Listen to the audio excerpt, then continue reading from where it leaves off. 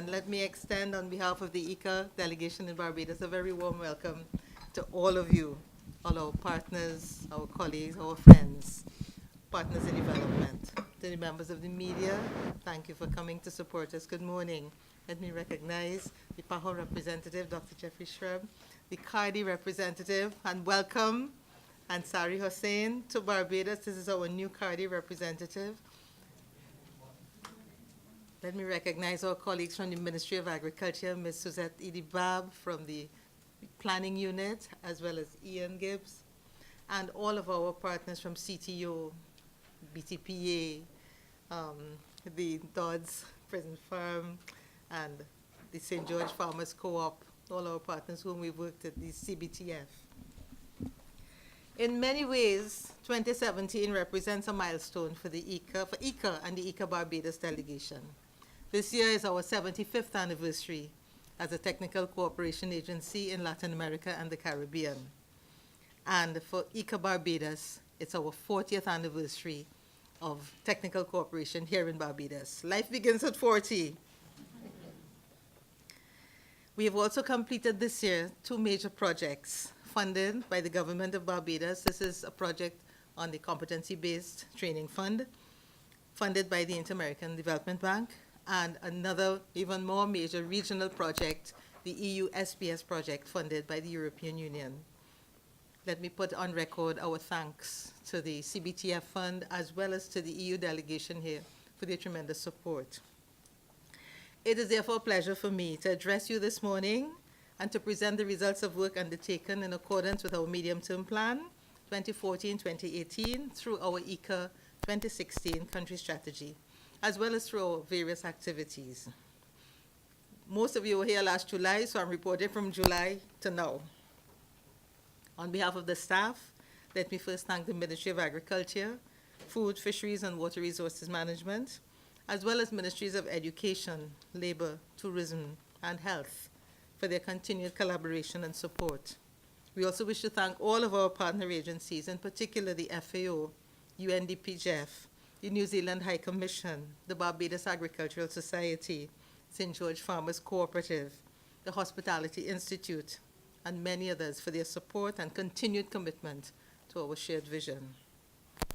A special welcome is extended to the team from the Dining Club, Caribbean Cuisine, who are outside. Chef Peter Edie has become a stronger partner with us, especially over the last year, and you'll hear why as I proceed in my presentation. Also, special welcome to all of the partners who we unashamedly beg every year to donate fresh food and processed foods for our plantation breakfast, which is a signature event on the AgroFest. We've been doing it for 13 years. Under the MTP, and I have a PowerPoint to show you some photos to illustrate what I'm saying in my overview. Hope it works. Under our MTP, our IICA country strategy focused on activities under what we call our flagship projects, and we have 5. We have one in competitive value chains, one dealing with resilience and climate-smart agriculture, one on family agriculture, and agricultural health and food safety, and one on rural inclusion. In the area of chain, under chains, we've done a lot of work over the last 15 years or so in linking agriculture with tourism. And we notched it up, especially over the last 2 years. In collaboration with the Dining Club and their annual Caribbean Junior Culinary Conference, IICA, supported by the BTPA, by the ACP EU Technical Center for Agriculture and Rural Cooperation, by the CHDA, CTO, and the CDB, will be launching a Caribbean Culinary Alliance. Let me just step back a bit. These are our 5 flagship projects that I just described. Agricultural chains, family farming, inclusion in agriculture and rural areas, environmental resilience and risk management for agricultural production, and agricultural health and food safety. Go on. As I was saying, competitive chains. This was our 2017 plantation breakfast. And once more, I want to thank the Hospitality Institute. They prepare all of the food. And we have over 50 students and staff at the plantation breakfast every Sunday morning in AgroFest. professionally decked out. And this year we served over 300 persons with food prepared from all of the donations that I just said we unashamedly beg for. So we have a lot of partners in making this plantation breakfast a success. The students get credit in their curriculum for serving a big event. So it is practice for them, and we see there the chef and the staff of the Pomerine at our Plantation Breakfast 2017. Next. The competitive chains also includes what we're doing at the regional level. And I mentioned Chef Edie, you see him there in the picture, and that photo is a photo taken at our Caribbean Week of Agriculture, where we supported the participation of chefs from St. Lucia. The one with the hat is Chef Robbie from St. Lucia, the young ladies of Ascension Chef, two Bahamian chefs, chefs from the Cayman. We had Jackie Tyson from Jamaica. We had chefs from Dominica. And we shared with them a proposal to establish a culinary alliance with the objective of having the chefs as the champions to link our local food with our cuisine. They're all very excited. We're going to be launching the Caribbean Culinary Alliance this August in the midst of CariFesta. So look out for it. And we hope that through this alliance, we will also provide a lot of career development for our young chefs so that they become certified, so that we have our people serving our food in hotels and restaurants. At the regional level, this year we also participated in the Caribbean Hotel and Tourism Association's Taste of the Caribbean competition. And that other photo is actually a meeting we had with the head of the CHTA and their staff members, because they themselves host Taste of the Caribbean over the last 25 years, and we wanted to synergize our efforts. So this is going to be a regional effort to make sure we have Caribbean food on our menus. And of course, we have all of the linkages back to our production and the benefits to our farmers and to our rural communities. Next. In competitive chains, I'm really happy to report that only this week, the New Zealand High Commission confirmed funding for IICA to assist the Ministry of Agriculture with the upgrading of the Greenland Livestock Research Station as a breeding and nutrition center for Barbados black-belly sheep. There's been a lot of talk about the Barbados black-belly sheep as a very signature item, as a very important protein source for Barbados. And if we don't have a critical mass of sheep, then we can't do all of the value-added things with the leather and all of the other products, the meat, the milk, and the value-added products further on. The Greenland Livestock Research Station has a long history of breeding and nutrition trials. And in fact, they have the best flock of breeding sheep in Barbados, and I dare say in the Caribbean. We have had at the Greenland Station requests for Barbados black-belly semen for $100, $200 US for a straw of semen from as far away as Texas and so on. So we do have a significant resource that can create business for a lot of persons right across that value chain. The nutrition element is important because a high proportion of the cost of production for the sheep is the feed. And Cardi has been doing tremendous work in looking at local forages, which are actually working better and giving better conversions for our Barbados black-belly sheep. As you may have read in the paper, there are a lot of business interests looking at the development of leather products. There are Italian leather products being made, and leather products made from the skin being processed in Canada. The BIDC and private interests have a lot of interest in these. So we are going to make sure that we have a supply of sheep, and high-quality sheep who are fed and who are on a nutrition regime. A part of the project is going to also include the chefs, because chefs are asking more and more for good cuts of Barbados black-belly lamb. And they want to work with the farmers so that the nutrition regime matches the gastronomic properties that they're looking for. Next. Also in chains, we hope to be assisting the Ministry of Agriculture and Cardi with what they're going to do with coconut sector development here in Barbados. At the coconut meeting that the ministry had a few weeks ago, the executive director of Cardi spoke about Cardi's tremendous success in ITC, this is the International Trade Center funded project, which included 7 Caribbean countries, which each now have a coconut roadmap and a coconut sector development plan. The project funding was extended to now include Barbados and Antigua, and there are tremendous possibilities from growing right up to processed products, art and crafts, souvenirs, and so on in the coconut industry. And we will also be lending support looking at the agro-tourism aspects of coconut.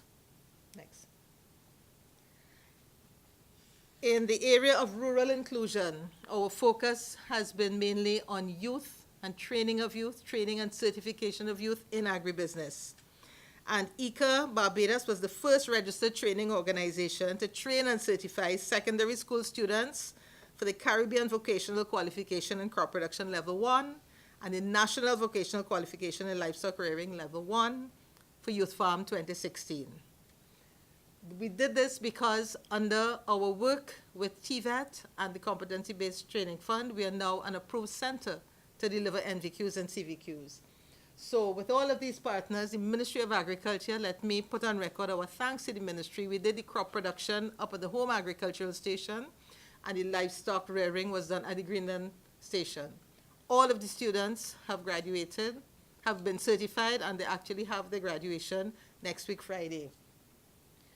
Under the Impact project, we also did a whole lot. Impact was improving agricultural productivity through training, and we administered 6 new Caribbean vocational qualifications over the last 2 years. That is a project that has finished now this month, and 3 NVQs in agro-food processing levels 1, 2, 3, and livestock level 2.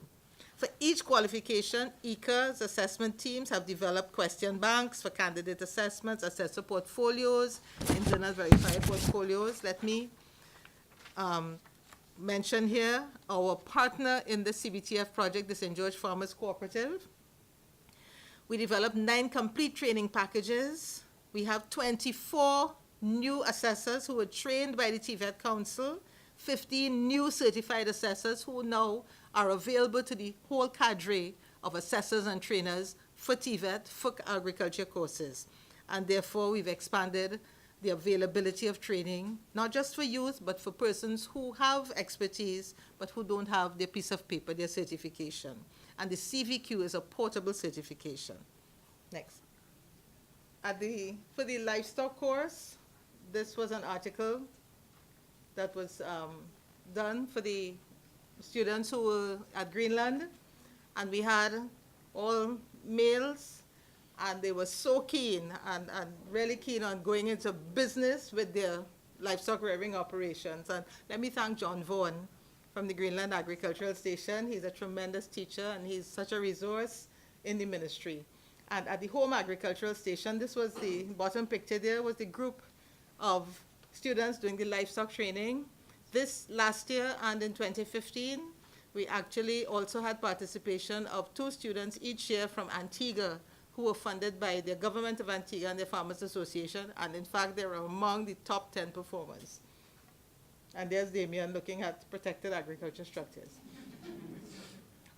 I put this fire up there to remember to mention that at Caribbean Week of Agriculture, together with the FAO, we launched a financing package, financial investment for young agripreneurs, something like Bank on Me, and focused on agripreneurs. And together with FAO, we'll be rolling out a competition for young agripreneurs to help provide them with financing to get their agribusinesses going. So you'll hear more about that also. Next. Okay, competency-based training under our Impact project. And this is a picture of one of the activities in crop production under that Impact project. And we have a great website on the Impact. You'll be hearing from Jason Francis a little later about the experience of Impact. Next. Okay. Under family agriculture, this is Damien's baby. And I know that there was an awful report of a person who suffered tremendously from bee stings last weekend. but we want to change how people react to apiculture and to let them see the tremendous agribusiness opportunities there are in apiculture. So we have a project going under our Family Agriculture Flagship Program, whereby we are evaluating the performance of 2 hives. The Peron hive, which is an Argentinian design hive, and it's right outside the door. It's 7 layers of a hive designed with hexagonal boxes, and the traditional Langstroth hive. So we have located hives in 5 locations around Barbados, and we're evaluating bee activity, hive comb formation, density, honey production, to see what is going on. This is not an activity that's happening only in Barbados. Bahamas has 1,000 hives down. Dominican Republic has a similar quantity. Haiti is also evaluating these hives. Honey is big business all around the world now. And not only honey, but also the products of apiculture, bee pollen, propolis, royal jelly. And in one facility, an agrotourism facility in Grenada called Jessamine Gardens, there is even a medical aspect where bee stings are being used to treat persons with multiple sclerosis. So a lot of wide opportunities. When you look at the importation of honey into Barbados, Barbados alone imports over 2/3 of all of the honey, the value of honey that the entire region supports, and that's honey alone. So we have a tremendous demand for honey and the potential for apiculture. The Beekeepers Association, as a commodity association of the Barbados Agricultural Society, is the fastest growing group. And they've had 7 new members this year. Damien is a member of the group now. And these pictures show the comb formation, the Peron hive, the Langstroth hive, and the harvesting of some of the comb and the honey from the hives. So that's really exciting for us. And we hope that this will bring about a change in the reaction of Barbadians and the general public to apiculture, to bees, and to respect what bees do and how they do it. Next. In rural inclusion, what we did this year with respect to youth and agribusiness, which is a big focus for us, we, in collaboration with the Ministry of Agriculture, hosted a youth and agribusiness forum. Why did we do it? Because in Barbados alone, there are at least 19 initiatives going on for youth and agribusiness. The Ministry of Agriculture, Ministry of Youth, Ministry of Culture, all of the schools, the university, IICA, BYBT, YES. There are funding opportunities. There are people involved in technical support and capacity building, business and entrepreneurship, advocacy, networking, access to finance. There is even one company offering crowdfunding opportunities for youth. And it was a tremendous eye-opener because there are so many things going on and everyone is working in silos. And in Little Barbados, we don't need that. So we wanted to have that forum to identify who is doing what and where and with whom, and to identify the gaps and the synergies so that we can identify as a group, as a network, what can be done to really help youth who want to get into the business of agriculture. And the information from this meeting is going to feed into what the ministry is doing on an IFAD-funded project with FAO, which is actually going to provide some grant funding for youths in agribusiness and tell them what is available out there in Barbados for them. Next. Risk and resilience. Climate change impacts agriculture in tremendous ways right through the region, and we see it. We had the rains we had this week. I'm sure everyone had an impact from it, and of course our agricultural sector, apart from the benefit of getting the rain, reacts with floods, new species of pests sometimes, and of course differences in fruiting periods, flowering, and so on. So what we do in our flagship for risk and resilience, we have at the hemispheric level a program where we have webinars, a climate smart agriculture forum, and at the national levels in all of our offices in Barbados and in the other IICA Caribbean countries, we invite stakeholders from the ministry, from our agency partners, from our stakeholders to come and share in that forum and to get information and to be sensitized about climate smart agriculture and what can be done to mitigate the impacts, the negative impacts of climate change, as well as to bounce forward and have some resilience in getting some of the benefits of climate smart agriculture. With the ministry, we're also working on a project called the Citrus Greening Project, and this is being done with our Ag Health and Food Safety Hemispheric Specialist, Ms. Carol Thomas, here in the audience. Citrus greening is affecting the citrus industry worldwide, and it is depleting the sources of citrus fruit and affecting many, many orchards, all in Florida, in Belize, in many countries. And while we don't concentrate a whole lot on citrus in Barbados, I'm sure we use lime every day. Long ago, everybody used to have a lime tree in their backyard. Grapefruit is said to have originated in Barbados, and our citrus fruit production is going to be one of the factors that we would be using to increase the eating of fruit and to address the whole issue of chronic diseases and so on. So this project will involve a survey of what is happening here in Barbados with citrus greening and a study tour to those countries who have been successful in addressing the citrus greening so that we can learn from them and then apply practices here in Barbados. So that is to start this year. Let me make sure I'm not forgetting anything. Yeah. Go ahead. Agricultural health and food safety is our 5th flagship project. And the whole issue of agricultural health and food safety and compliance with sanitary and phytosanitary measures affects us from farm to table, boat to throat, farm to fork, however you want to look at the value chain.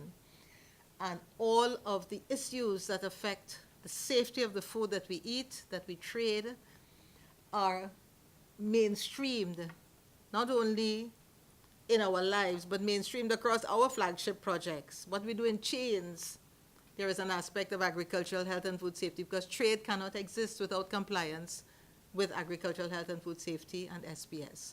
What we do in culinary development and linkage with tourism has a tremendous effect on the food we eat and the food we serve to our tourists, our visitors. So it is a common thread right through everything that we do. A number of hemispheric actions land in Barbados. And again, let me thank and commend Carol for moving a lot of these issues and giving our Ministry of Agriculture as well as our Bureau of Standards and other stakeholders the opportunity to participate in Codex meetings in Geneva and further abroad. If you don't show up, you can't rule the world. So it's important that our people show up at these meetings and contribute to the meetings. We also provide information on the Food Safety Modernization Act, FSMA, as you see there, and a number of rules have been approved recently, preventive controls for human foods, the produce safety rules have come out. And what we've also done in collaboration and with assistance from the USDA and FDA is to have lead instructor training for what is called preventive controlled qualified individuals, PCQIs.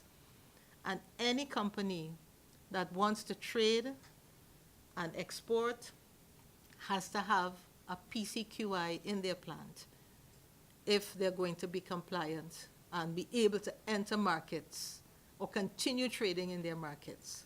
So under what we have done, we have trained a number of PCQIs, and in Barbados we have, how many, Carol? About 11 lead instructors. We have lead instructors, and they are already working with agribusinesses, small, medium, and large, here in Barbados to ensure that they have the capability to be compliant with the FSMA rules. There is something else that we're doing, and this is another project that Carol is responsible for in the office with USDA APHIS called the Greater Caribbean Safeguarding Initiative. And under this USDA APHIS project, we're looking at a safeguarding effect, sort of a perimeter effect to guard against invasive pests and invasive pest species which can affect our animal, our livestock, and our plant species. So more of this can come out in the discussion. Detailed questions can be asked of Carol under this Greater Caribbean Safeguarding Initiative, as well as to Damien, who is responsible for the beekeeping project. Our education specialist is unfortunately not so well today. She's Dr. Roxanne Waite. Yes, she got her doctorate this year, and we're very proud of her. And she's not feeling so well today. And she's responsible for the youth farm initiatives, but you'll hear from one of our youths, and also for the impact project, which has finished. And let me say thanks to Ms. Guthrie for being here. She's our CBTF liaison with that competency-based training fund. The IICA office, we're proud to say, was praised by the IDB consulting team, because at first they didn't really think that one awardee under the program could really roll out 9 new courses in 2 years. We trained 202 persons. 152 have received full certification.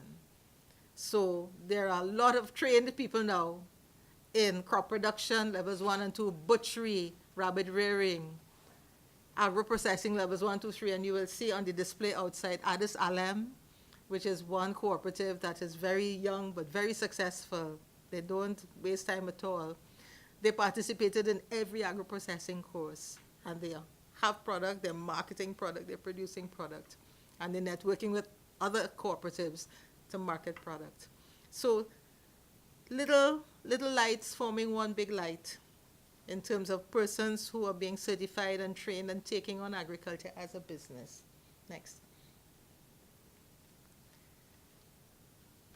This year, today, marks the official end of our EU-funded SPS project, which was managed from the IICA Barbados office, but it was a regional project. Many significant results were achieved across 3 components of the project. We had a legislative component, a coordination component, and a capacity building component. The legislative component resulted in model bills being produced for animal health, plant health, food safety, and fisheries. And that is now with CARICOM for ratification. But some countries, including Barbados, have already taken some of those model bills and have started customizing them for their own operations. So that has laid a tremendous base, a tremendous sustainable, solid legislative and institutional base for going forward with SPS compliance.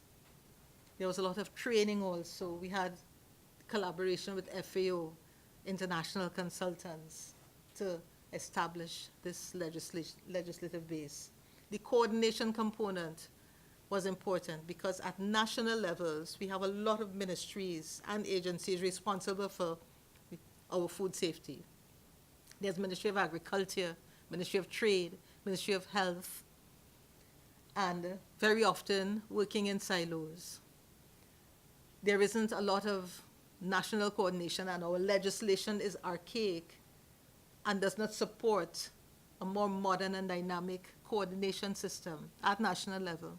At regional level, CAFSA has been established, but still needs a lot of support. And at the regional level, our national mechanisms need to coordinate in order that, as a region, we trade and eat food safely. The consultants we had for the coordination component were tremendous. A group of Irish consultants, and they came up with some really new ways of looking at how coordination mechanisms can take place, and including customs and immigration, so that we have one single e-window, one single space, and we increase transparency and accountability in the system, and we address priority issues at national and regional levels. So the coordination component looked at national and regional coordination mechanisms. Capacity building was our pride and joy. We trained over 2,000 persons across a number of areas, and let me share with you some of the things that came out. At the final conference and symposium, which we had earlier this year, the EU ambassador, Daniela Tramaceri, stated that the project was a victory for the Caribbean region. As a result of the training and capacity building component of the project, we've achieved a tremendous multiplier effect and a strong network of expertise in the Caribbean.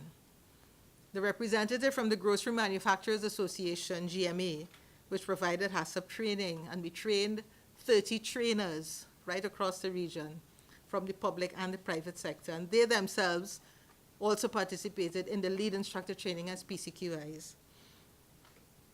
Stated, this is the GMA representative, stated that in GMA's 12 years of training at the global level, the Caribbean group trained, and they trained and certified to the International HACCP Alliance all of our trainers.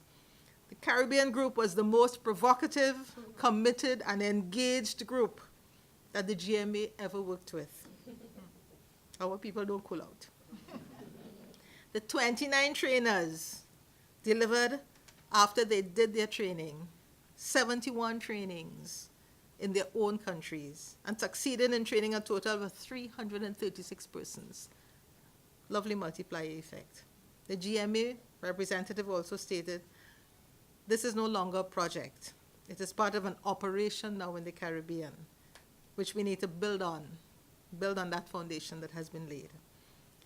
In the case of training in another area, antimicrobial resistance, over 230 persons were trained across multiple countries at all levels, from sample collection and surveying to sample processing. Ohio State University, which conducted the training, indicated that there is now 100% increase in capacity in AMR testing in each of the 15 countries. The hundreds of professionals trained are putting their knowledge into practice and are empowered and making an impact. I want to take this opportunity to recognize and thank the project manager, Dr. Janet Lawrence. Dr. Jan, as we call her, has brought a level of professionalism, leadership, and commitment over the past 3 years in the implementation of this major and complex project. She was able to manage this enormous task with aplomb, a high level of organization, and a commitment to collaboration with everyone. Local, regional, and international partners, with the EU, with CARIFORUM, with CARICOM, with all of the ministries, with our IICA offices in the 15 countries, with the Bureau of Standards in the Dominican Republic, with countries that don't speak English as their first language, Haiti, NOMREP, and at both public and private sector levels. At the level of the office, she has brought a strong sense of humanity, as well as a lot of style and grace. Nobody does a tea like Dr. Jan. And a salad. We always eat food in the office to celebrate ourselves. And a wonderful sense of humor.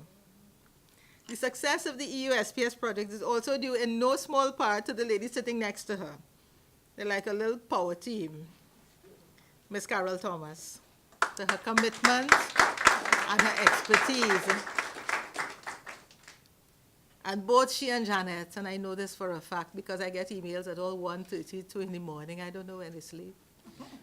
On weekends, even up to last Saturday, Jan was in the office sorting out and making sure that when she does leave, the files are there so that everybody knows where everything is and how the EU auditors, who sometimes come in 2 years after the project has ended, can find everything and find it well recorded and well organized. Both she and Jan have spent long working hours, sacrificing a lot of personal time. 2 Christmases, I know, we had to send reports to the EU, and they didn't take Christmas holiday to ensure the success of this project. And at this point, I'd like Jan to come up. I know she's very shy. So much shy. Come up and receive a little token from us.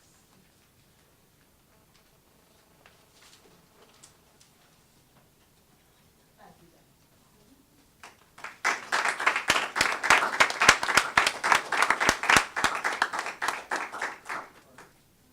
So that ends it for my overview. And I didn't put her picture alone because she would say, no, no, no, don't put my picture there. No, I'm not in any press release or anything. And I'd like to thank my staff. Yeah. We have a small staff, but everybody works hard. Everybody does everything that they need to do to make our events and our projects come off. They work overtime, and we work as a family. So I want to thank the IICA Barbados staff and to thank all of you for working with us. And that's it.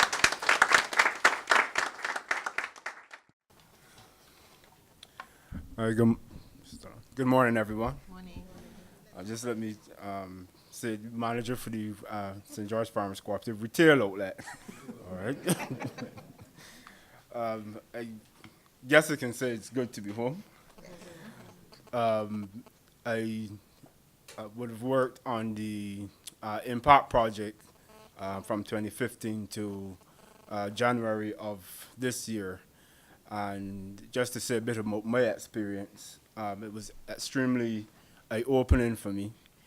And what I would say, it was certainly a wonderful experience.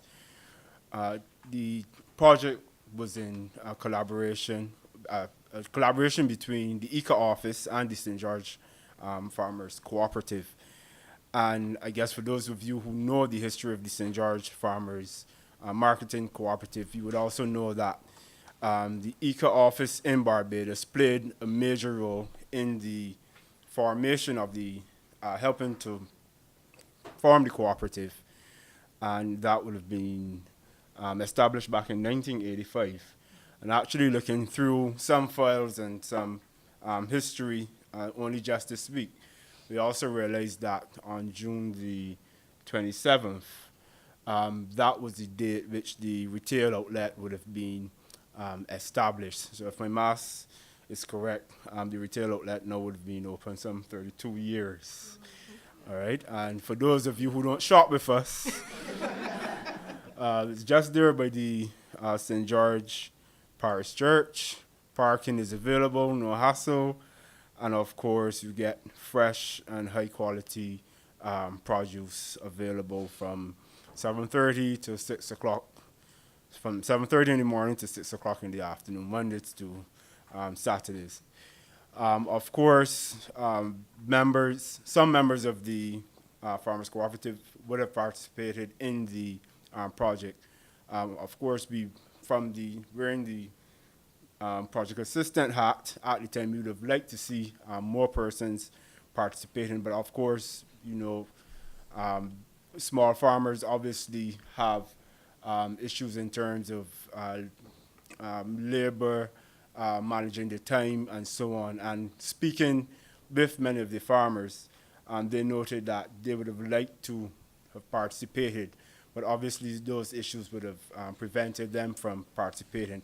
However, to my estimation, we had about 6 or 7 persons who did participate in the courses such as crop production, level 1 and level 2, and the agro-processing level 1 and level 2 courses. And just in terms of gathering some feedback from them this week, some of the persons noted that their business ethic has improved from participating in the courses. Certainly the technical knowledge gain, things such as pest management, planning, record keeping, being able to do things such as ear layering, which they previously did not have a clue about. So all these things farmers were able to benefit from. And one of the things as well, which I saw from both sides of the coin, is the whole attitude towards training. For example, there was one farmer who he did the crop production level 1 course, and I think, if my memory serves me correct, he was there almost for every session of the crop production level 2 course. And in speaking to him this week, he is talking about his eagerness to continue training and to continue improving his knowledge. And the good thing about that is that he also mentioned towards the end of our conversation that he's also helping other farmers and mentoring younger farmers.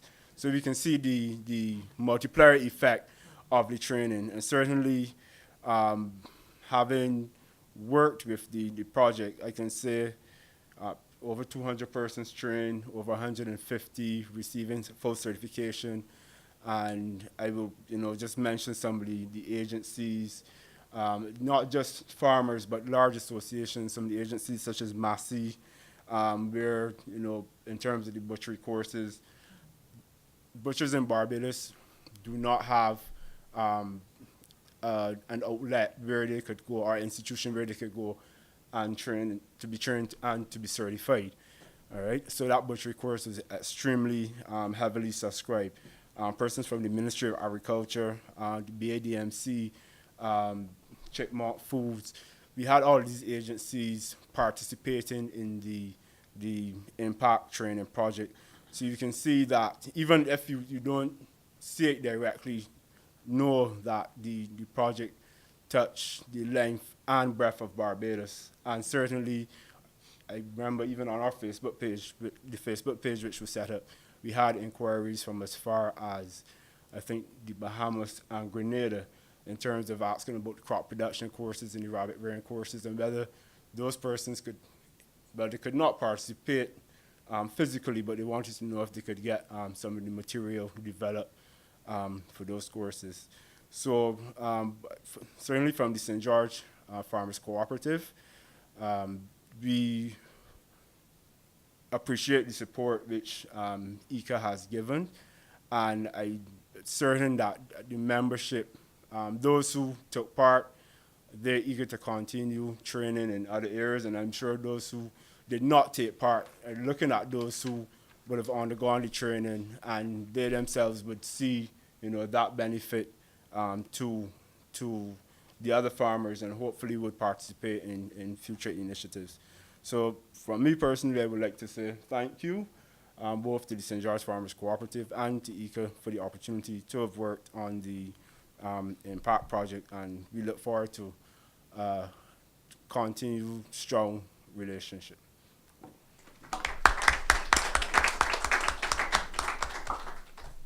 From 2014, when IICA basically started operations as a cooperative, agricultural marketing cooperative, we had a very small scope as it relates to agricultural marketing in general. We're just fishing in the pond, So during that process, we made a link with IICA, which allowed us to partake in the MTP seminar. And from that process, we began to grow and develop a relationship, which has allowed us to understand the scope of agricultural marketing and what it really means along the value chain.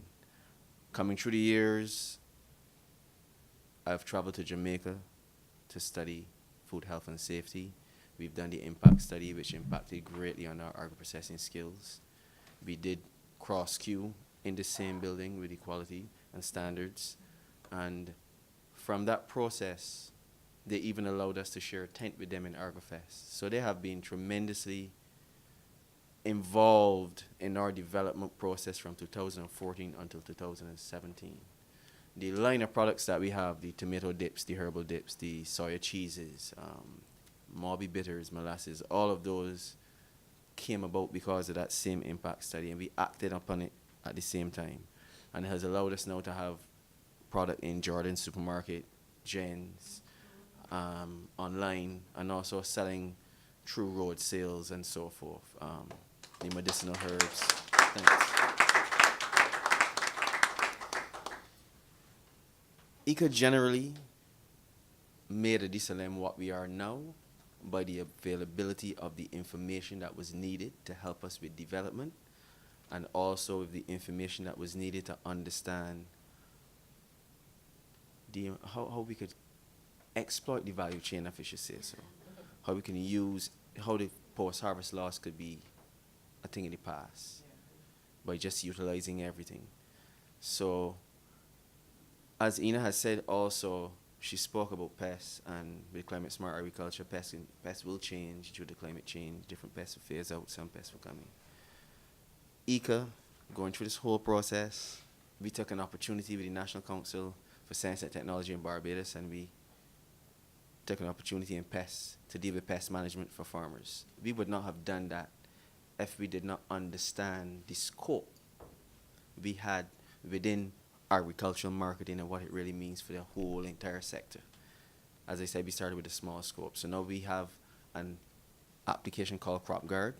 It is a integrated pest management solution to help farmers with pest management.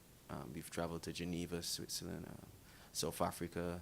We did Caribbean Week of Agriculture in Suriname. We placed second representing Barbados. We did Caribbean Week of Agriculture also last year. I traveled to Jamaica, did work with Cardi, RADA, the Ministry of Agriculture, with the same application. So the application did not only come about because of the opportunity with the NCST, it came about because of the development process that we went through with IICA in allowing us to understand what we could do and how we could impact on agriculture, impact on health, bringing down the NCDs, high import food bill, but that's another whole thing. That's a mental thing. That's a change of concept of mind and all kind of stuff. But yeah, IICA has been tremendous, and INA has always been there, assisting, helping, checking in. They also patronize us, they buy from us, so there is a full support. So I would like to say thank you again to Ina and Damien and the entire team, especially Carol, my favorite Bajan. Yeah, so thank you very much. Good morning, ladies and gentlemen. Morning. Being part of the IICA Youth Farm program was an exciting and educational experience. It enhanced the theory and practical lessons that taught at the law school and exposed me to more practical aspects of the world of livestock farming and work, which cannot be gained in a classroom or a textbook.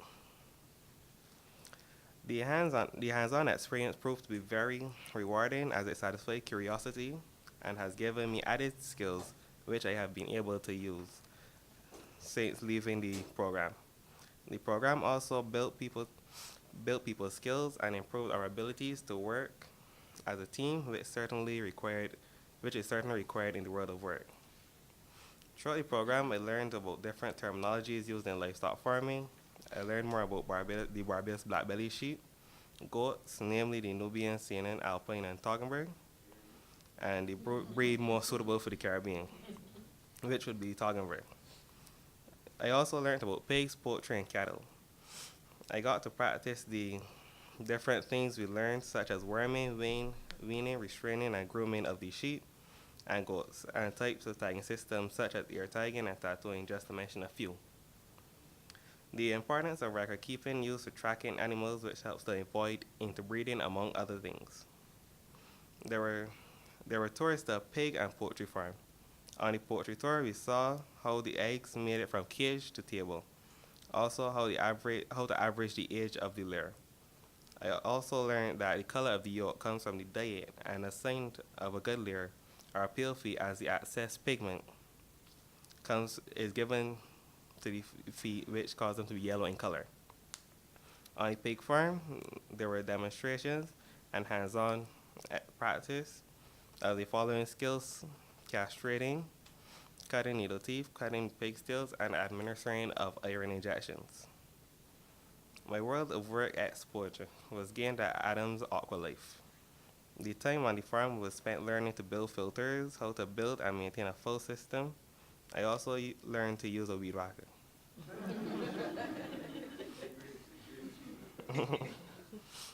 Much knowledge was gained about both the tilapia and crayfish while on the fish farm.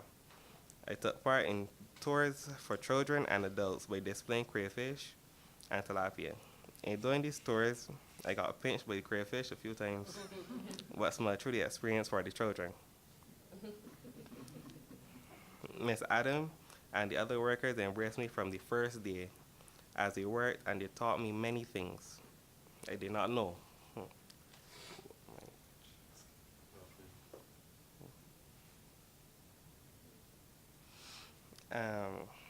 The job attachment made me more responsible and even more determined to start my own business. Aquaponics is a method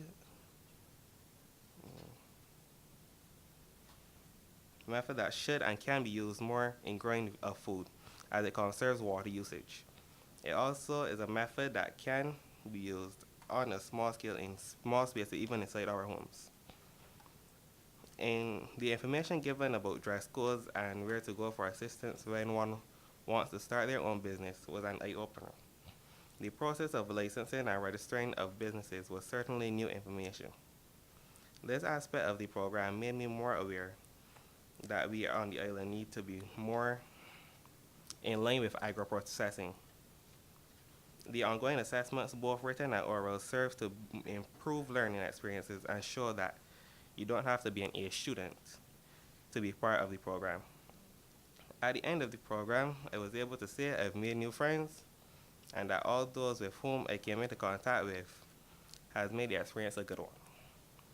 Working in teams brought out our differences, but we were able to work things out and make necessary compromises. I would like to thank my parents for their continued support, my trainers, Mr. John Vaughn and Dr. Keela Morrow, for adding to my knowledge and improving my skills base. I would like to also thank my agri-science teacher, Mr. Scatling, for giving me the opportunity to be interviewed for this program. Thanks also to Christina and Andrew and all the other interns at my job attachment for helping me and volunteering their time to assist me in the future. A very special thank you to the TVET Council, IICA, and Youth Farm for the opportunity to be part of the Livestock Youth Farm program and giving me a peep into the world of work. I believe that this experience should be made available to more students. Thank you. Thank you very much to Mrs. Harvey, and to IICA for allowing me to speak to you guys this morning. Before I actually present about the training that I would have gone on, I want to say that I am one of the people who has benefited from a lot of the training that Mrs. Harvey would have spoken about. I would have done the assessor training on the TVET Council, so I am certified to train and assess for the agri-food course. So I am doing level 2 and level 3. Level 3 is not finished quite yet. Also, I had to write them down. I also received the training for the PCQI and lead instructor training last year for the human food rule, and I'm about to go on training in Jamaica to do the produce safety training for lead instructor again, and I'll be able to train for that hopefully later this year. We have already started training for the human food rule. We trained about 40 people already, me and another one of my colleagues, Pamela Whitehall. Just off of the top of my mind, some of the places that would have received training, Jay's Enterprises, BB's Snacks, Wabisco is another place that would have received training already. So we trained quite a few number of people already. You mentioned the AMR training on the Ohio State University. I also participated in that one as well. So a lot of training initiatives on the IICA.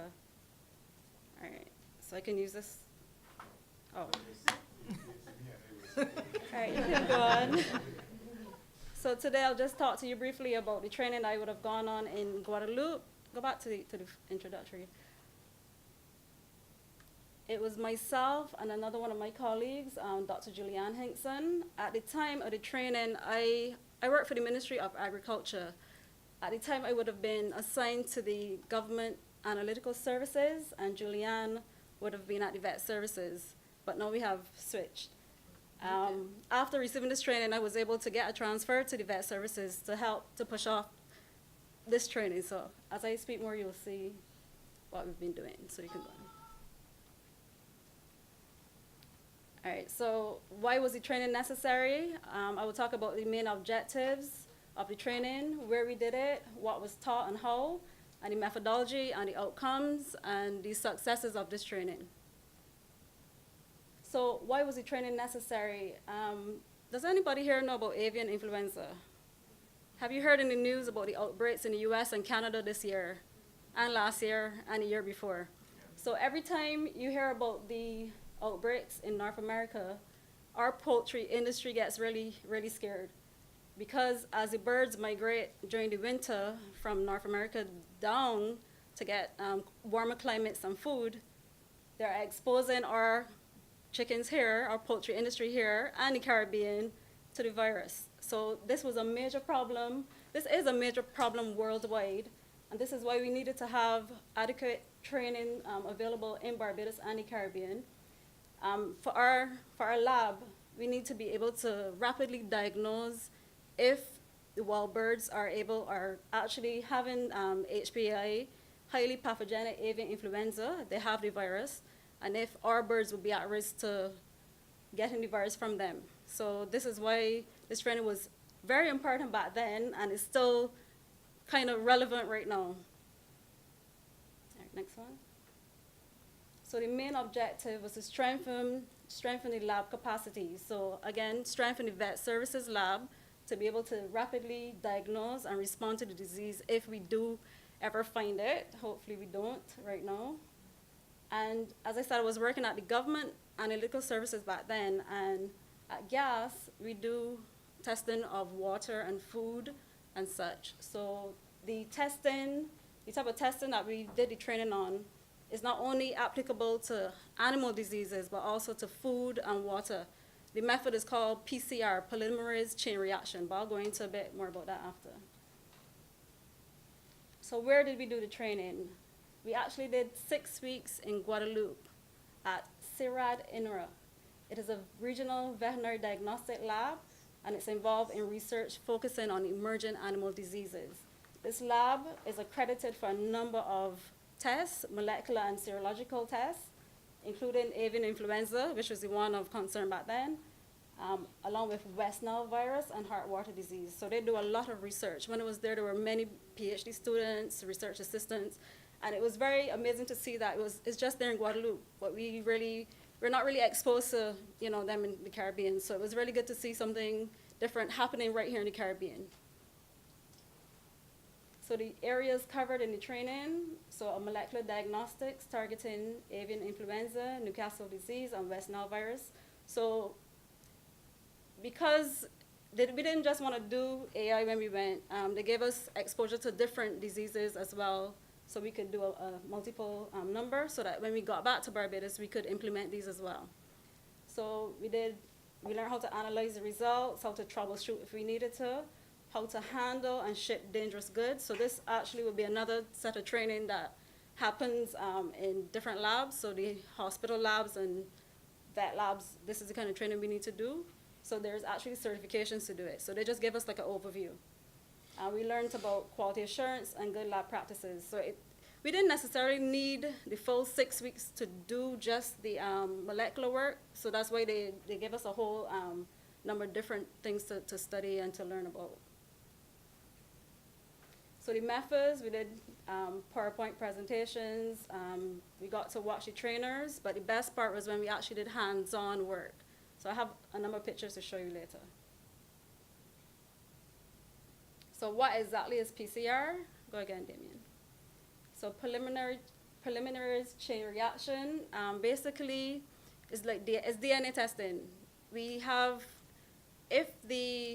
for any particular test you're testing, so we're doing avian influenza, if you have a sample and there is avian influenza present, we will have a target gene that is specific to avian influenza.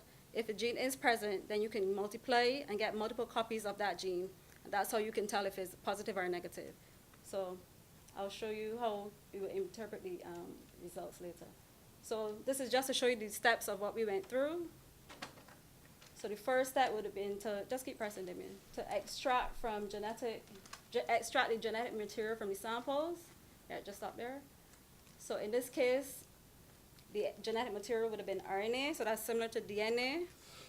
And I don't know if you could see very well. Take off the leg? Yeah.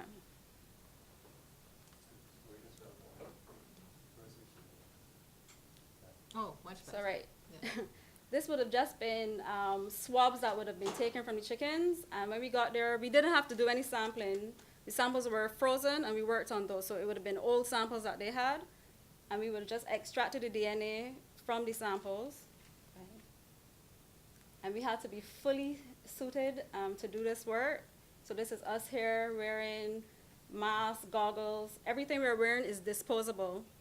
You can go again. And we had to use a biosafety class 2 cabinet to do the work, because this avian influenza, although some strains are just specific to poultry. There are strains that can infect humans as well, so we have to be very careful. So when we do this work in the lab here in Barbados, we have the facility to do all of this as well. So you could keep pressing for this one as well. This is just to show you, keep going, Damien. This is us setting up the PCR reaction. So everything you just saw there would just be, just the different components that would make it the reaction.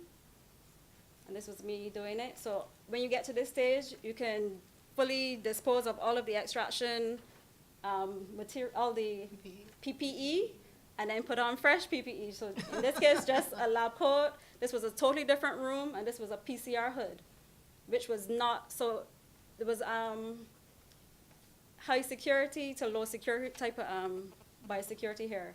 So we go from extraction to PCR room. And this room is DNA free. Next way. You're going in the wrong direction there? All right, so right. Oh, Yeah. okay. Step Yeah. 2 would be now, after you have your reaction mix, you add the genetic material. Go ahead. And this happened in a different room.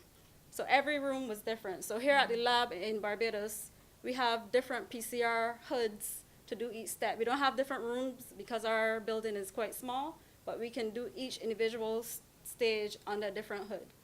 So this is just my colleague and I in the other room setting up the reaction mix. And then once you have the reaction mix, you run it in the thermocycler. And as I said, you go from having like one copy of the gene to multiple copies if the gene is present. So this is just a diagram to show you. And then the results, I mean, this is how the results look. I know it looks very crazy here, but this is basically, if you could see these curves, this is just showing the positives. So once you have results and you see positives like this, then you know the gene is actually there. So outcomes of the training, we basically gain knowledge and practical skills on performing real-time PCR. The equipment was already at the vet services, but there was no trained personnel to use the equipment. So thanks to IICA and the SPS project, we now have capacity to use the equipment there and all the materials that they would have ordered beforehand. We also, from CIRAD, when we came back, they gave us PCR startup kits. They gave us templates for SOPs, worksheets, logs. They gave us everything that we could start to have our lab going. The testing initially was just aimed at AI, so this would have helped with our national surveillance program. So what has happened since then, I am proud to say. At that time, I would have been based at Government Analytical Services, and my purpose for going on the training was to implement the testing at GAS to test for food, pathogens like Campylobacter and Salmonella in poultry. So I was able to, when I moved over to vet services, to do it there. Oops. So this is the IICA Ohio State project that Mrs. Harvey would have mentioned, where we looked for antimicrobial resistance. The testing would have been done regionally, so it was a number of labs participating within the region. In Barbados, we did the testing, so we went into supermarkets for one phase of the project.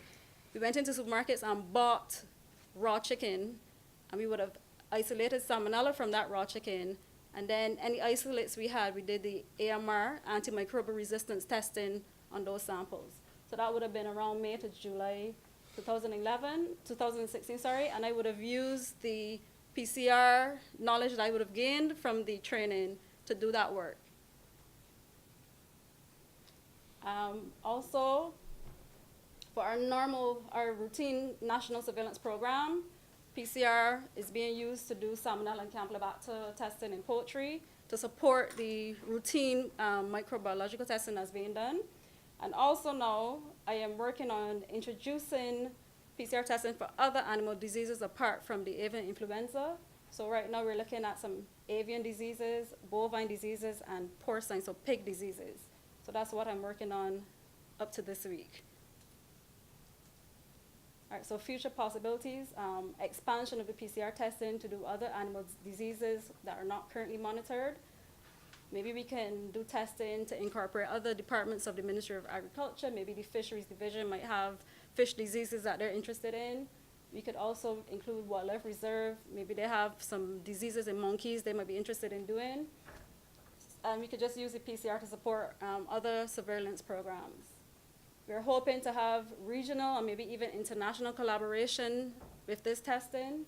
And our biggest wish out of all of this is that we can become ISO 17025 accredited in molecular methods as well as our traditional methods that we're using now at the lab. This is just to show you, we did some press after this. CareVet is a network in the region again, veterinary health network, and they did publications on us after the training just to show what Barbados was doing to get ready for AI. So this was the website, and then if you go again, they did a publication in the, they had a bulletin, I think, at that time. So this was what we did then. This was some of the photos. We had 6 weeks. We ate a lot. It was a really amazing trip, not only academically, but you know, it's really beautiful there. Where we were staying, there was a stray dog and a stray cat. Before I left, I made sure to get, I found homes for them. Yeah, that's basically it. So just wanted to acknowledge, thank you so much to IICA for facilitating this training under the 10th EDF SBS project. I'd like to thank Dr. Trotman. He's my boss at work. Dr. Beverly Wood, she is the project manager for the NAFCA program. I was hoping she would have been here by now because she was the one that approached IICA for this training, but she's in a meeting right now. Mr. David Alcott, he's our lab manager, and then Natalie and Claire, they would have been the ones at CIRA to help us out. Thank you so much.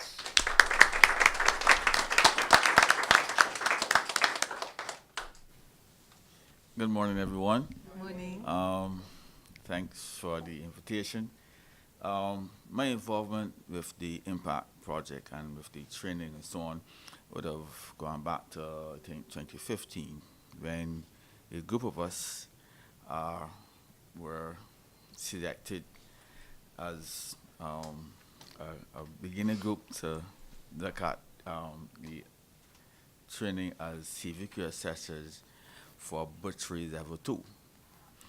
We would have gone through some training under the guidance of John Leacock and some other individuals into learning how to assess. Yes, we were involved in delivering training and lectures and stuff like that, but getting involved in assessing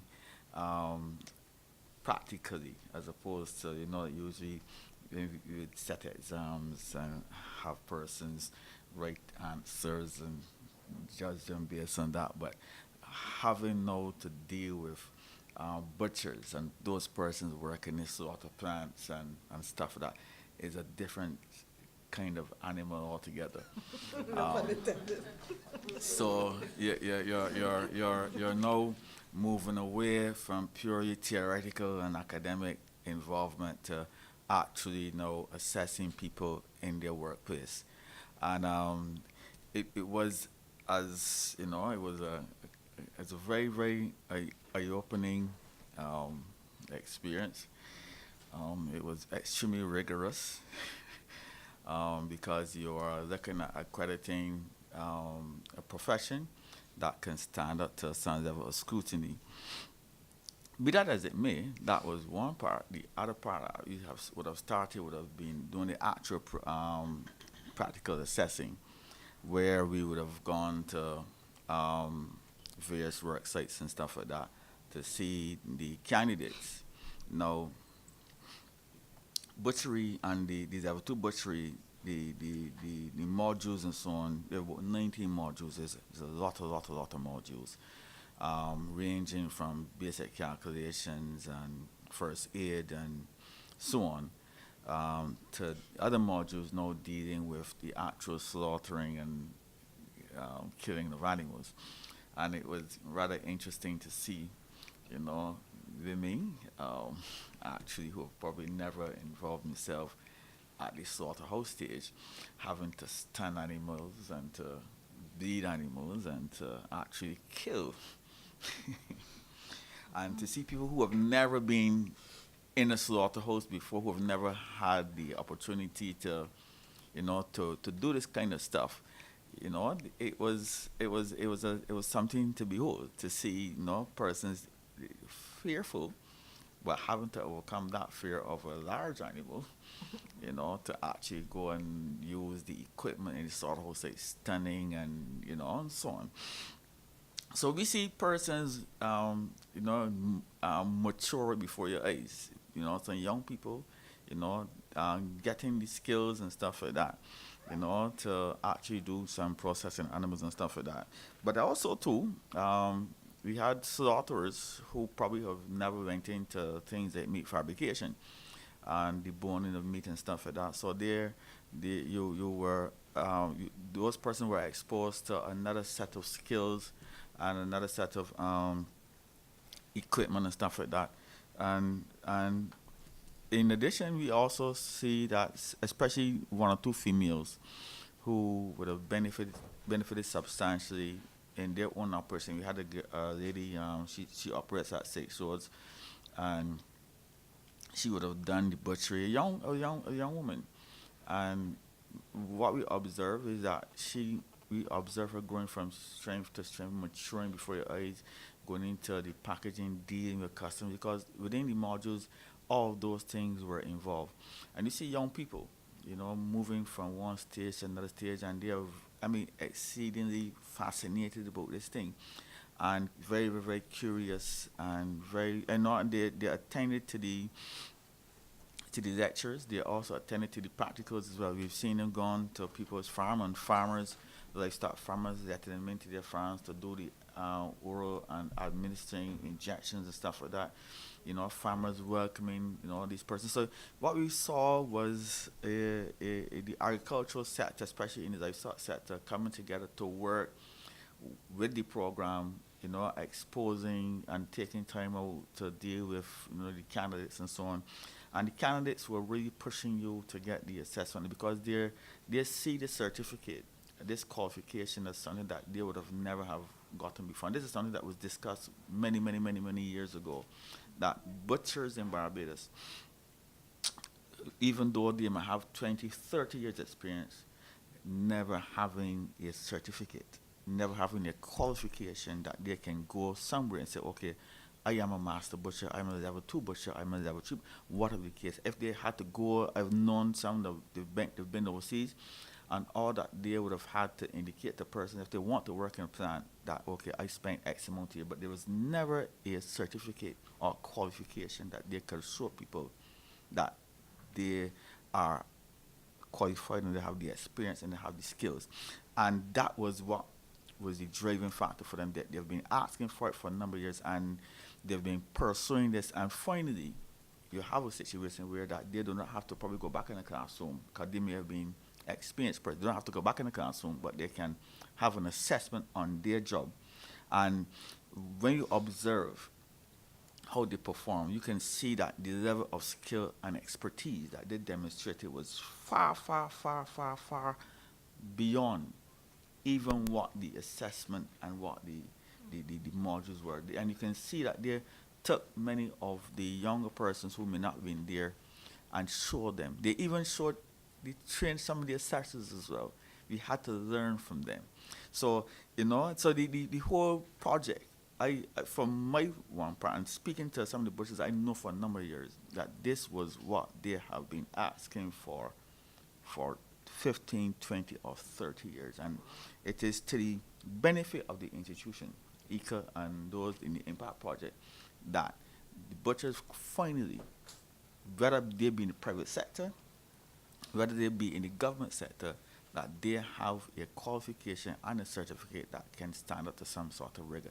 And that is what I'm very proud of, to be part of that process. And as we were, in some respects, like, you don't want to say guinea pigs, but we were the first of the group to do it. And many butchers up to now, at supermarkets, are asking, when is this going to start again? Because they want to get their butchers qualified, certified, because they recognize that the benefit of this practical training that the end result is a butcher that is an asset to the organization. And that's what we're going to have to see. And thank you very much. I from youth farm program, and it was a good 7 weeks. Learned a lot. I learned about the different types of diseases that is attack crops and trees and the fruit trees. The different pests that is give off diseases to the crops and stuff so. And when we went for the job attachment, it was kind of hard because the sun. We had to work, the first day we went, we had to work in ground. We had to pull nut grass and vines of the ground.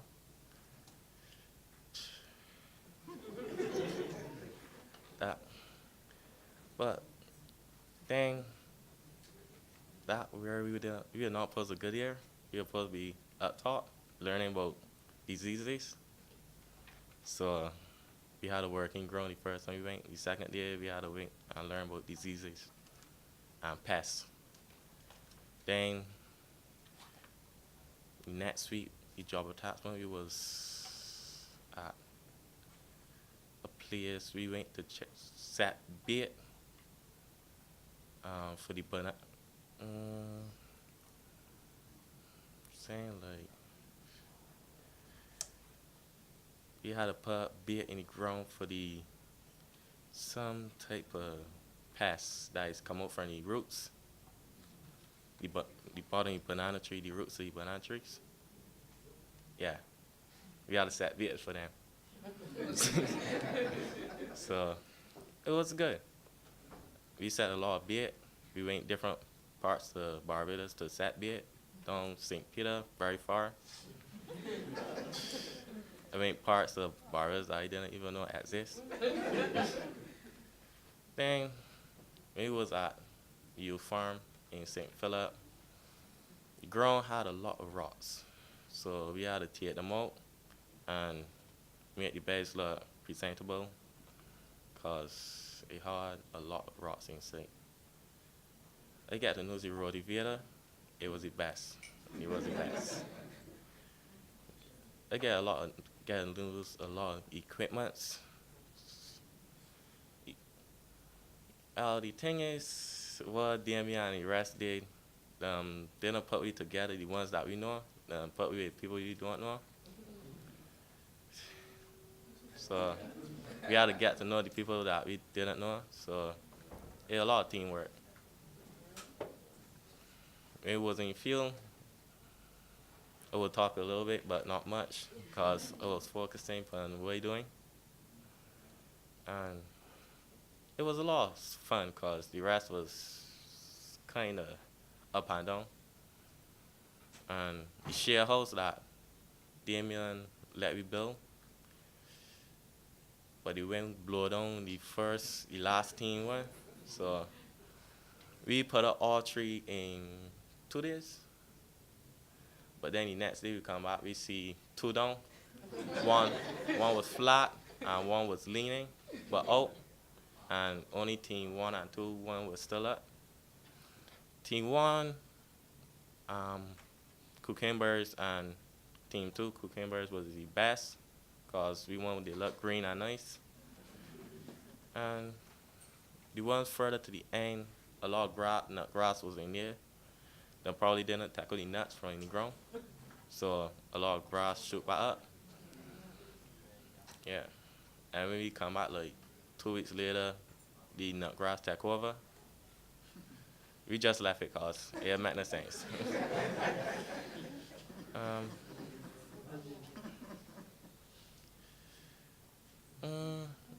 It had a lot of equipments, but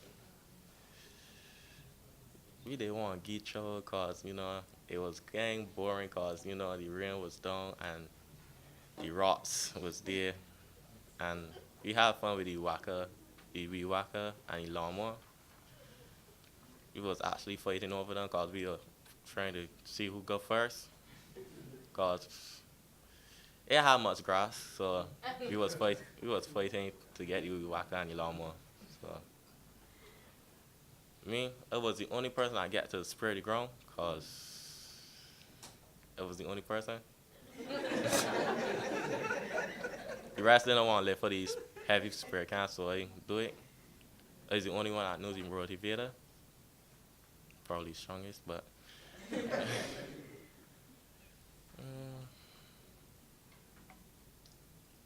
I learned a lot, but to recap from last year, a lot. I learned a lot. So what I actually learned from there is about the diseases to look for and the pests to look for on the plants. Cause I got a little garden at the back of me. I don't want to plant out the whole field. Cause I'm a good day. So it moves a little thing at the back of me. I got a big field at the back of me. One dome with my aunt, but the one dome with my aunt full of grass. So I left that alone. My family don't deal with that. But really and truly, when I plant pumpkins, but I recognize the roots drying up, so I had to go and look it up. It probably was root rot or something. I can't remember, but I got all the papers at home by my house in Jackman's, but that too far to get because I live in Silver Hill now with my grandmother. So yeah, it makes sense so you go and get them papers to recap, and it was a lot. I was busy at work and stuff, so I had a lot of things to do. By the time I get off, I'd be too tired. Agriculture is tired out, but it's still good. It's still good. Because the people that in the big business that work at supermarkets and stuff will live off of we. With the chickens, pigs, a lot of stuff. Lettuce and stuff, so to put in the burgers and stuff. So,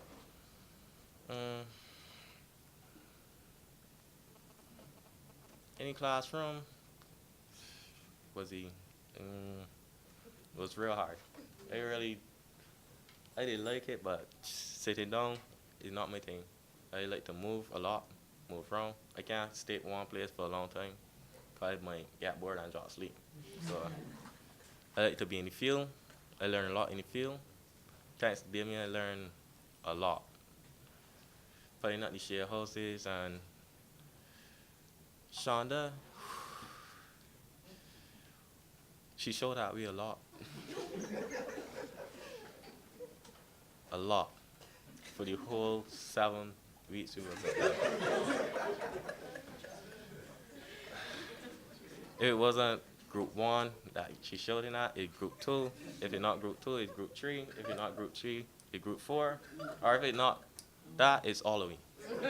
So it really didn't make sense. So thanks to Shonda that we started down in the 7th week and do everything. So Romeo was there, yeah, in the classes, but Damien and Shonda was in the field. Romeo was there too, but Shonda and Damien was doing most work, but Damien was a lot busier than Shonda and the rest, so he was always out. But he could have been there, but you know, he was more busy than what he was doing at the time.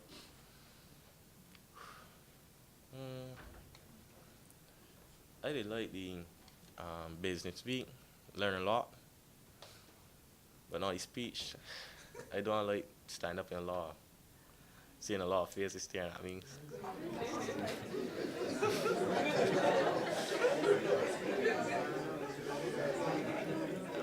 And I'm really good with the lot of faces, right? It's new faces, so it's just a lot of pressure.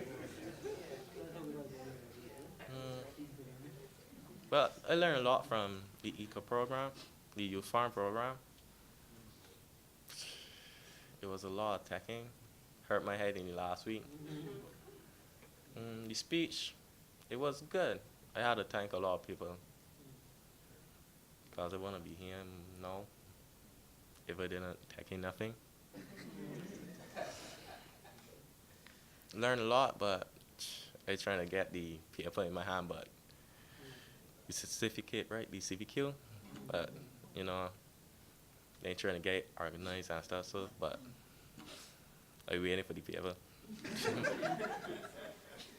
Yeah, next week is next Friday, but that's real far. I might want it for tomorrow or so to go and go in a business or something. I do rabbit brain too, but I waiting for that day too. I ain't get it yet, but I waiting. Everything in life takes time, so I did want to thank Damien, Shonda, and the whole IICA for helping me out with the experience and stuff, so and getting me through with the 7 or 8 weeks, 8 weeks. For the 8 weeks, we really do nothing. We just talk and thank people and see all the eyes and stuff. So it was a lot of pressure. So thanks.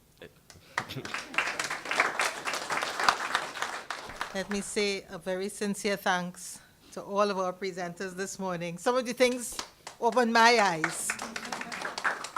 And let me just share with you the things that struck me the most. First of all, I want to say agriculture is where it's at. When I first started at IICA in 2002, because the Director General then was a Barbadian, and he wanted IICA to really be shown in Barbados, we did a lot of PR. And I was on TV a whole lot and in the papers and so on. And my husband came and told me one day that somebody told him, I see your wife on the TV, getting very excited about agriculture. She ain't no dead. And since then, I want to tell everybody agriculture is not dead. Agriculture is so exciting. It's life. It's who we are. It's what we do. And having done a degree in agriculture, I wouldn't tell you when because everybody knew my age then. Having done a degree in agriculture, it gave me the foundation to go and do agricultural engineering in Guelph. And then from there, I went and worked at Kariri and did food technology. And from there, I started my own consultancy, which I did for about 20 years, went all over the world, and then joined IICA and still went all over Latin America and the Caribbean. Agriculture can give you so many career options. It touches every aspect of your life, and every day it touches us as we eat food and drink water. So I just wanted to settle that down.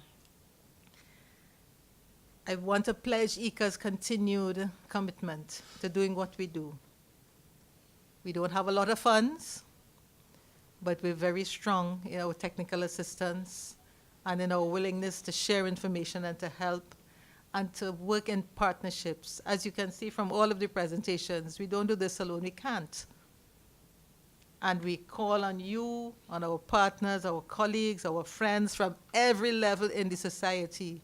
And we use every talent that we have in order to bring about what we do. And we will continue doing it as long as there's breath and life. So thank you for the partnerships. As you can see from all the presentations, it's not about an office in Baobab Tower. It's about being out there with the stakeholders, being out there with the young people. I'm so glad we had young people present here this morning. And this is where the future of agriculture and the agri-food sector is. So it's where the rubber hits the road. I was so impressed to hear the details of the sophistication of what we have in our Ministry of Agriculture and the kinds of tests that are being done to protect our food supply. Sometimes we don't realize how important our ministry is. And this is why through the SPS project, we put a focus on training and strengthening the personnel in our private sector, in all of the ministries across the 15 member countries, in the institutions, in the laboratories, with our veterinarians, our plant health directors, because they are there to create the facilitating environment and to be at the cutting edge of what is needed to be done in order to keep our agricultural sector healthy and alive and economically viable. So young people, it's your world. Take it forward. The apps, the ICTs that Leonard spoke about, that's the way forward. Information technology, apps for everything in agriculture. Sometimes when I read a lot of what comes through from our hemispheric network, we have a long way to go. We have a lot to do to modernize our sector, to introduce innovations, to give our youth exposure to what's happening all across the world. Over the last 2-3 years, I've had the wonderful opportunity, especially through our European partner, the CTA. It's an ACP EU Technical Center for Agricultural Cooperation, to share what we've done in agrotourism with the South Pacific. And sometimes we don't think that what we are doing is valid or good enough. And we criticize ourselves terribly. But the people in the South Pacific said, we want to know how you are looking at your policy and your institutions to link agriculture with tourism. And we want to see what all these Caribbean people are doing in the rural sector, how farmers are selling it to hotels. And we don't think we do it enough. And they just soaked up the information to the extent that Vanuatu now has a national agrotourism policy and strategy linked to their chronic diseases problem, and have all the ministries and ministers involved in championing it. Samoa has a culinary policy, and they're getting funding under the 11th EDF, a lot of funding, to look at their linking of their cuisine and their young chefs, and to use organic Pacific produce. Fiji is doing the same thing, and they have taken examples and models from us here in the Caribbean. So a lot of the time we punch above our weight and don't even realize what we're doing. So I just want to say thanks to everybody for being here this morning. Oh, Sylvia is reminding me to ask you to fill out your evaluation forms. Thank you, Sylvia. I want to thank especially Sylvia, my secretary, and the administrator for the office behind there. I just have to say, Sylvia, we have accountability, and it's sorted out. I don't have to look back. And all she says on the morning, like this morning, she said, Mrs. H, come upstairs and check that everything is in order, please.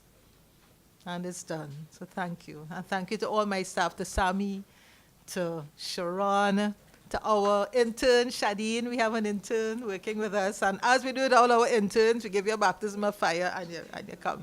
And you do everything with the office. With respect to what was said about the butchery course, I felt so gratified. Thank you, Mr. King, that we satisfied a need that was there some 15 to 30 years. Massey itself, when we ran the butchery course, wanted to send 14 of the butchers.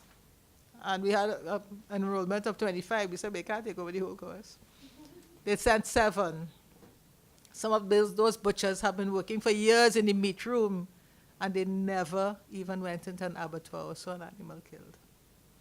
So it was an eye-opener for them.